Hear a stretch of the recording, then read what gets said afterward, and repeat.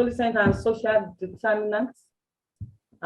We are discussing adolescents and social determinants of health this evening. I'm happy to welcome you to this class. I'm sorry we are 3 minutes late due to some technical hitch. I want to welcome everybody. Like I said, I'm discussing adolescents and social determinants of health. So, what is health? Are you seeing my slide? Yes, ma'am. Are you seeing my slide? Yes, ma'am. Yes, ma'am. So, Dr. Olugbenga? Yes, ma'am, I am. The first slide.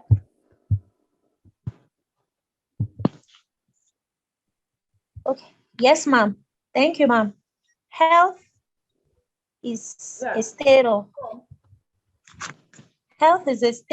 complete physical, mental, and social well-being, and not merely the absence of disease or infirmity. WHO 1946. Should I go on, ma'am? The second bullet, please.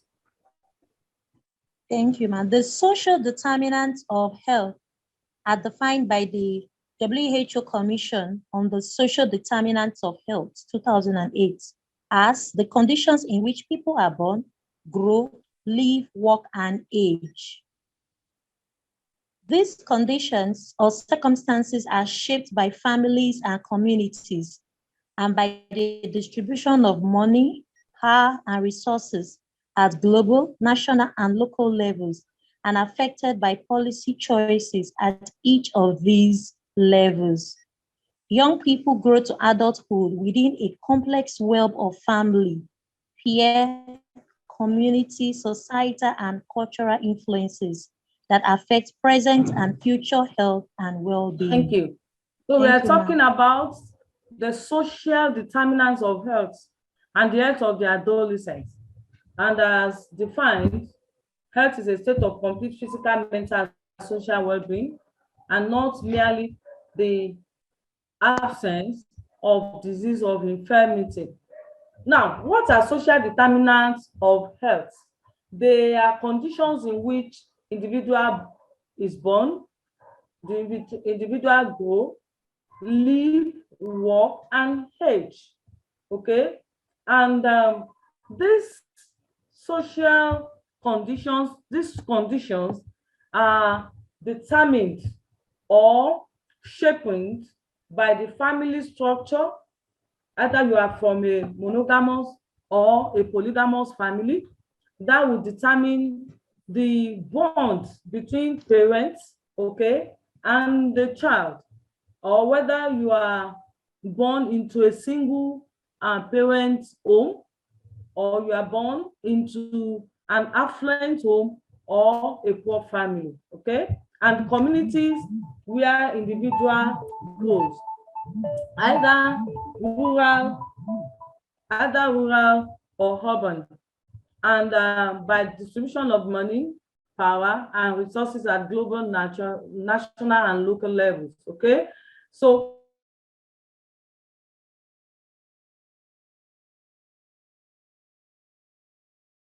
determines that affects the health of an individual, especially adolescent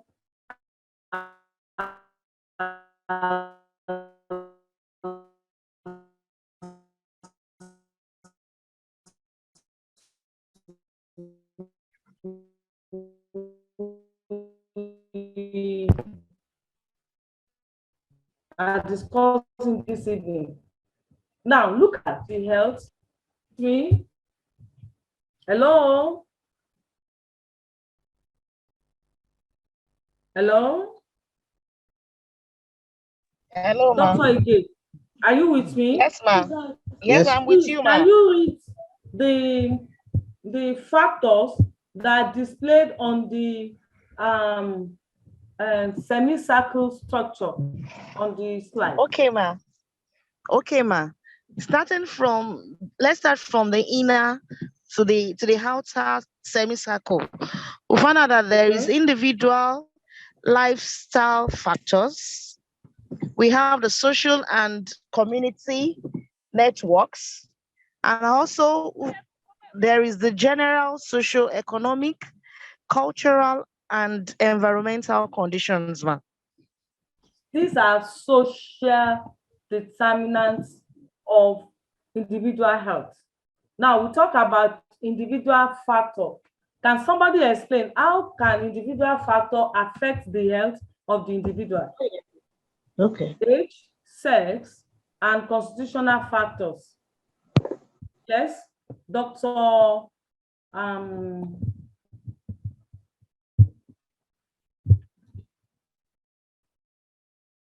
Dr. Ridwan.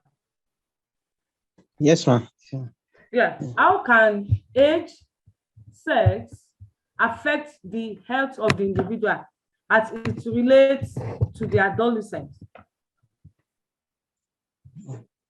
Okay, ma'am. The age, the sex, and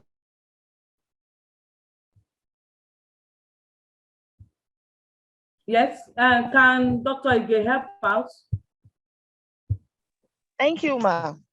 When we talk about these individual lifestyle factors, there's the age, the sex, and the constitutional factors. Yeah.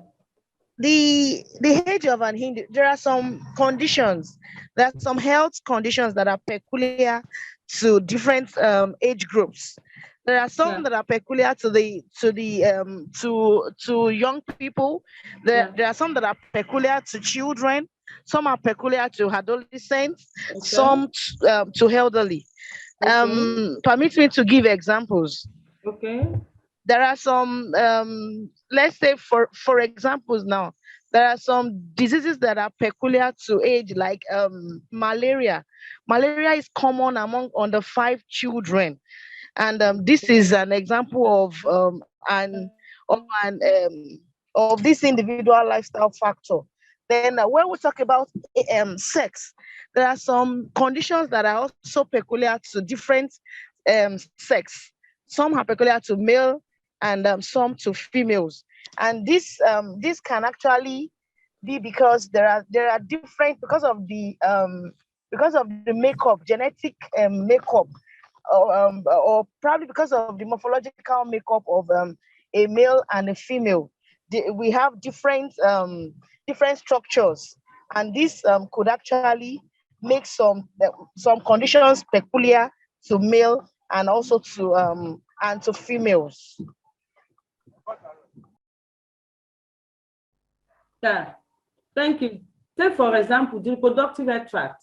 The female reproductive health tract is exposed to the environment, to the outside. Therefore, female are more at risk of contracting sexually transmitted diseases compared to men. Okay. Then take also for example when it comes to unwanted pregnancy. Now, the effects of unwanted pregnancy is more in the woman, in the girl that is carrying the pregnancy compared to the boy that puts her on the family way. Okay, so age, sex, and constitutional factors, just such as genetic factors. Okay, these have bearing on the health of the individual. Now, social and community networks. Social and community networks. Like I said initially, that there are some needs of the adolescent. One of them is that they need support and safe environment. Okay, so the social fabric must be safe enough for the adolescent, must be safe enough for the adolescent. Then the kind of social integration that the adolescent enjoys have a bearing on the health of the adolescent. And also the understanding of the community about the peculiarity of the adolescent health is very important. All these bear factor on the health and the outcome of the health of the adolescent. Then we talk about the general socio-economic, cultural, and environmental conditions, such as agriculture and food production, education, work environment, living and working conditions, unemployment, both for the young adults as well as for their parents, water and sanitation, healthcare services, and housing.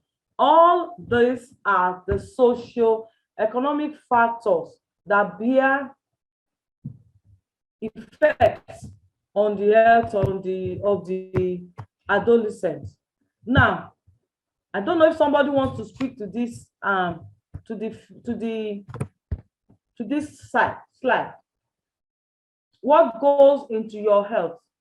Can somebody just explain what is on this slide for me? What goes into your health? The figure on your right side. Dr. Negbe, you know you are going for exam, so you are very, you should be hotter than every one of us. So can you speak to this slide?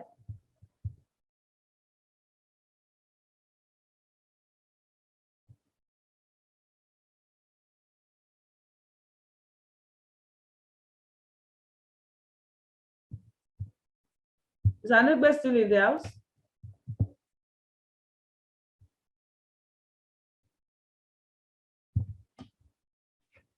Okay, Farinu. Toyosi, Dr. Akindosunmu. Hello, ma'am. Okay, Farinu, are you there? Yes, I am, ma'am. Can you speak to this slide, please?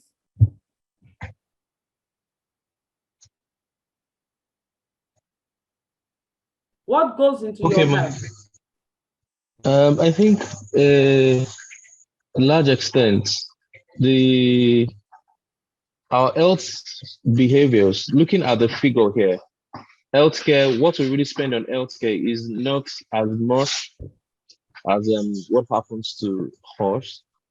The socioeconomic state factors take almost like 40%. Yes, thank you. Thank you. From this figure, we could see that 40% of the determinant of health outcome of the adolescent is determined by socioeconomic factors such as education. Okay, if a girl is well educated, it will take her some time before she get married, okay, and she will have matured very well physically, emotionally, spiritually before she goes into marriage, okay. And when a girl is educated, okay, she has power to negotiate sex. She's in a better socio-economic status, and that will have a bearing on her health. You look at job status, unemployment is one major determinant of health, family and social support, income, and community safety. Then the next contributor to health is health behavior. You remember we talked about lifestyle, isn't it? Remember the last slide talks about individual and lifestyle. Okay, so you can see that 30% of individual health is being contributed to by the health behavior. Maybe the person, you can see sexual activity, you can see alcohol use, diet and exercise, and tobacco use. This contributes to whether somebody is going to be healthy or not. Then the next is healthcare, availability of healthcare services. Availability of healthcare services. Then you now have the physical environment. Vis-a-vis the environment and environmental sanitation, personal hygiene, housing, and whatever. Now,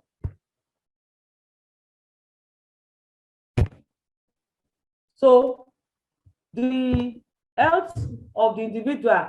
Faridu, can you please read this slide as we conclude this evening?